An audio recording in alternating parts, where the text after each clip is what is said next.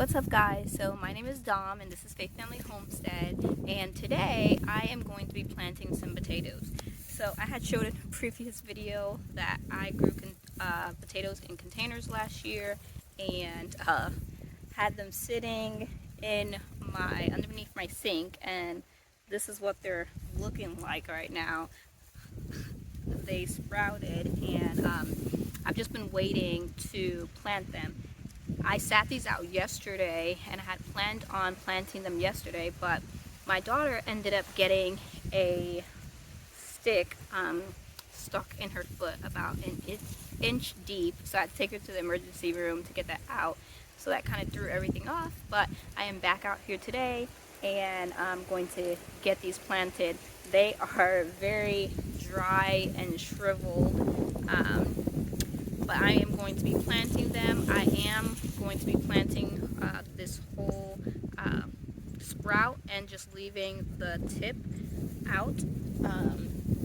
So it's looking white like that because, like I said, it's been underneath my sink and I had a lid on it trying to prevent it from sprouting, which obviously that didn't work. But let me show you how they're looking. So I already have them all laid out, as you can see, in the spots that I want to plant them. And if I have time, I also have 2 bags of potatoes I bought from the store. These are just organic potatoes, and I will be planting these in a bed by themselves. I had got just yellow potatoes, and you can see they have sprouts and eyes, and I have red ones. So I brought those out in case I still have time. I also brought out a bag of worm castings and blood meal. The compost that I am using is from a municipal place. They get it delivered to landscape places, and I actually ordered it through a landscaping company, but I know where it comes from. I have used this compost in the past, and so I know it isn't super high in nitrogen, and so I am going to be amending with the worm castings as well as the blood meal. I have already previously added in Azomite and bone meal in here. I wish I had more bone meal because I am planting potatoes, and bone meal is really good for like roots and stuff like that, root development. But it will be fine. I'm just going to add these. I'm assuming to each planting hole before I plant the potatoes in there, and then water it in. So I have my hori knife that I ordered from Amazon. I will link that below.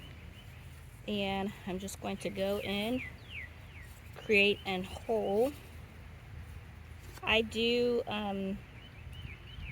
not, in some of the beds, I did not add cardboard at the bottom. I just laid it straight onto the ground, and then added the compost mixture on top. I'm going to sprinkle in some bone meal as well as a handful of compost. And I'm going to try and get the sprout in as well.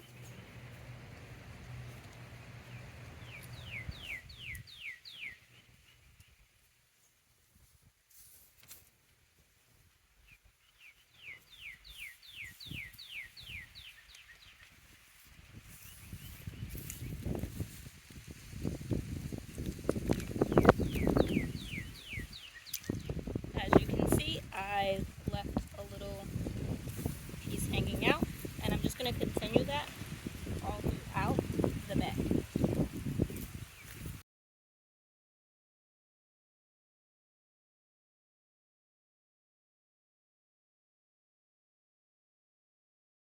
Okay, so I got those all planted in. Let me turn you around. So as you can see, I tried to leave up the ones with the super long sprouts. I did try to leave some above ground. I did put a handful of the worm castings and then just like maybe a tablespoon of the blood meal in there, and then I sprinkled some worm castings on top as well. The soil is really dry, this compost, so I am going to water it in really well. You definitely want to, if you have potatoes that are the eyes have gotten super long, you definitely want to leave those attached and just try to leave a little portion above ground. You don't want to try to you know, take those off, because if your potatoes are shrivelly and looking crazy like mine's did, taking those eyes off, the plant is not going to grow new eyes. That has all the nutrients that it has taken from the potatoes, and so by taking those off, it will not grow new eyes. If you had like fresh potatoes and I had took a eye off, then it could regrow eyes. Definitely, if you had potatoes and then a frost came and killed the top growth, it will grow new sprouts. But those potatoes are fresh, you know, and not shriveled up like these are. These have been growing for a long time, so all the nutrients are in those eyes. So that is why I just went ahead and planted the long eyes and just tried to get as much in the ground as possible. And I'm very interested to see what kind of potatoes I get from this bed. Okay, so I got that bed all watered in. That's what it's looking like. And now I am at the bed next to it with the store-bought potatoes that I have here, red and the yellow. This bed is 3 by 6. I usually plant my potatoes in a square foot gardening method. So if this bed is 3 by 6, I would plant 18, 1 per square foot. But I have 21 potatoes, and I want to keep my potatoes separate. So like these are store-bought organic potatoes, so I want to plant them all in one container. And then I planted those potatoes that I grew last year in one area. And then I have some certified seed potato that I ordered 20 different varieties, and I will be planting that in the in-ground bed. And so I definitely want to keep all my potatoes separate so that when it comes time to harvest, I know which bed I'm harvesting from, so that I know what kind of yield I'm getting. So I do want to plant all these store-bought potatoes in one bed, and so I will compromise a little bit on the spacing. Planting them closer together, your potatoes most likely will be smaller, which is fine by me. I don't really like huge potatoes anyway, so that is what I'm going to do.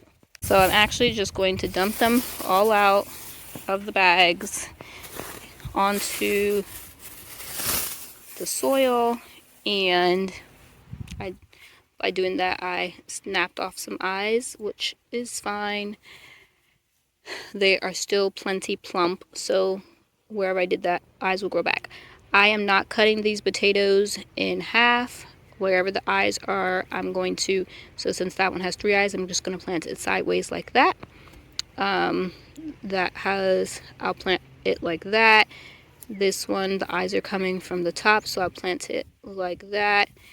And these beds are 6 inches high. These are no dig beds, so I just added, this one I did have cardboard at the bottom. So I will just plant all the way down, basically with as far as down with my hand can go, which will probably be about 5 inches. And so I'm just going to go ahead and set these all out before I start planting, so I know the spacing.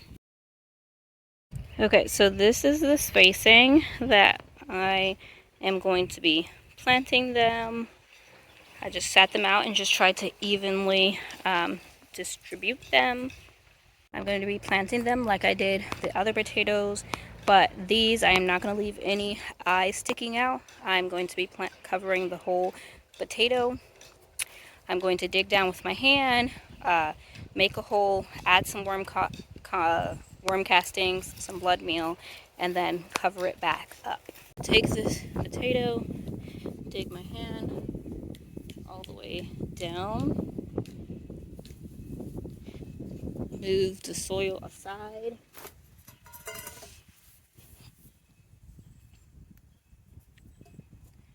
add in like a tablespoon of blood meal, a handful of worm castings, mix that in a little bit, and then plant that down as deep as it can go and cover it back up.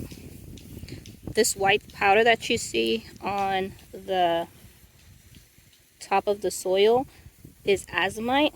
I had already went through, like I said, and added Azomite and bone meal, as well as some worm castings, but I'm adding some more right now during planting time. Okay, so I went ahead and got all of that planted in down here, and I watered it in, and I realized that I had some leeks still sitting in a tray up at the front of my garden, and they were really dry and not looking the greatest. So let me show you them. So these are leeks that have been they were dry, so they're not looking awesome. But I have King Richard leeks, and then I have American leeks, and I am going to plant them in this bed. This bed is filled with Swiss chard, but these 3 square feet did not germinate, so I'm going to go ahead and plant the leeks in here just to get them out this tray, because they need to be planted before, you know, I die. If I don't plant them, or before they die. If I don't plant them, they'll definitely die, but by planting them, I'll have, you know, possibility of them surviving. So that is what I'm going to do now. And I forgot to say, so I am doing the square foot gardening method, and so you can plant 9 leeks in a square foot. I'm just going to calculate how many leeks I have here and then spread them out between this between these 3 square feet. I would be able to plant 27 leeks here, and I think I have about 27 or close to it. So this is how I set them out, and now I'm just gonna go ahead and plant them. Great, so I got all those planted in. That's perfect, because I was gonna go back in and plant more Swiss chard, but now I don't have to. So I have leeks there. I did have another spot that didn't have Swiss chard, so I had 4 leftover leeks. They were looking scraggly, but I went ahead and planted them anyway. But now I'm gonna water in this bed because it was really dry when I was planting that. Okay, my husband and son just got home, so I had to take a little pause, but I got the leeks watered in with the Swiss chard bed, and while I was standing here, I just watered in the calendula. Did I show you that I had a calendula sprout right there? Flower I meant.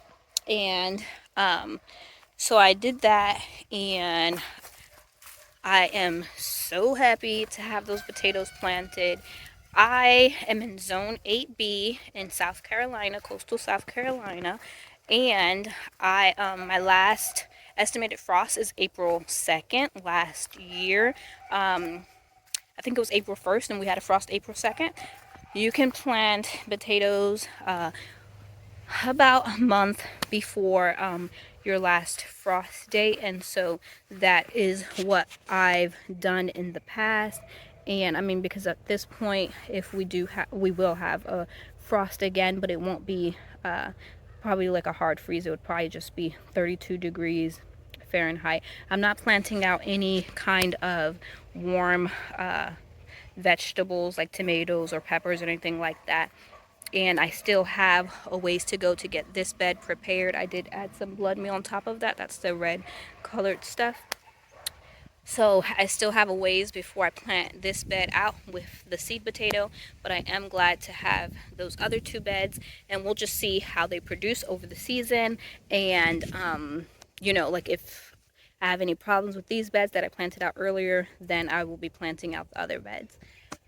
But they look so good. It's these 2 beds, and I'm so happy about it. And thank you guys so much for hanging out with me, and I'll see you guys next time.